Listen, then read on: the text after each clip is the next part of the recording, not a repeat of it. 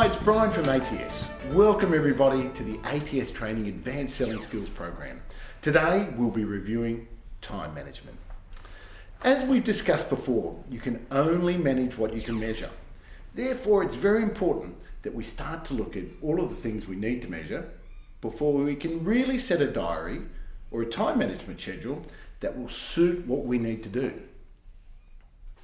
So what are the sorts of things that we may need to measure? I think it's important that we start to look at the numbers and what we actually do.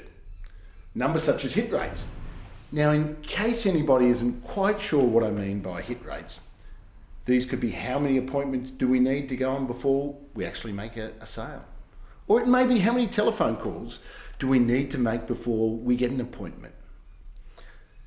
If we can start to understand those hit rates or ratios, it will tell us how many telephone calls we need to make or how many visits we may need to make before we can actually set up a diary to help us achieve what we need to do.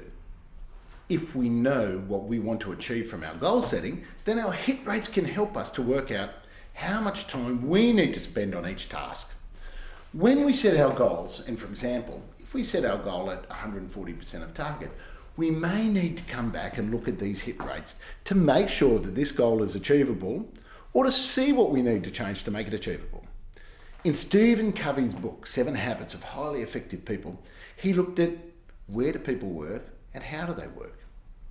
Now, the 4 quadrants we have on the screen are: number 1, important and urgent. Number 2, important and not urgent. Number 3, not important but urgent. And number 4, not important or urgent. As previously discussed at the training, most people spend their time during the week in quadrant 3, doing things that were not important but urgent. So in many cases, we're doing work in our jobs daily that isn't that important to us. However, it has become urgent, not necessarily because of us. It may be because of other people telling us we need to do things. It could possibly be, though, that we've left things to the last moment instead of preparing things the right way. However, we really need to be in quadrant 2, where we're doing things that are important but not urgent. This means when we're doing the things that are important to us, they're not urgent, that we are doing them in an environment where we're not stressed, we're not hassled, and we're actually thinking clearly. What this means is we need to get out of working in the other 3 quadrants. Life in number 2 is a hell of a lot better way to live, as we're always doing what is important and not doing it while stressed. Before we can start to build the correct diary, we need to look at what we currently do in a week or a day, and how do we spend our time, and is it on those important issues. The statistics from the ATS courses show that on average, most salespeople spend 55% of their average week dealing with customer sales issues. If the average salesperson increased this to spend 80% of their time on customer sales issues, that would mean an increase of 45% more of your time in front of customers. If you multiply those by your current results, I'm sure you will find there would be an enormous difference and an enormous change to what you're currently achieving in the world of sales.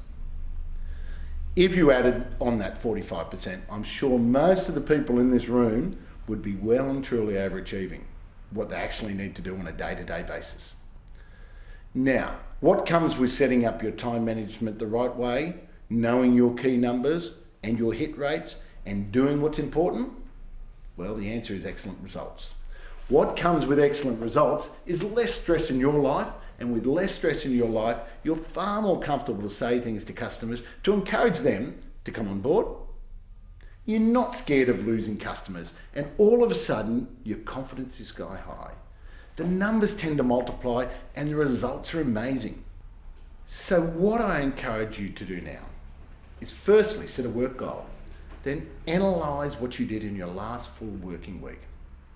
Then try to work out a schedule based on doing the important things that are going to help you achieve your work goal. So that's it for this session. So until next time, remember, if you don't change anything, nothing changes.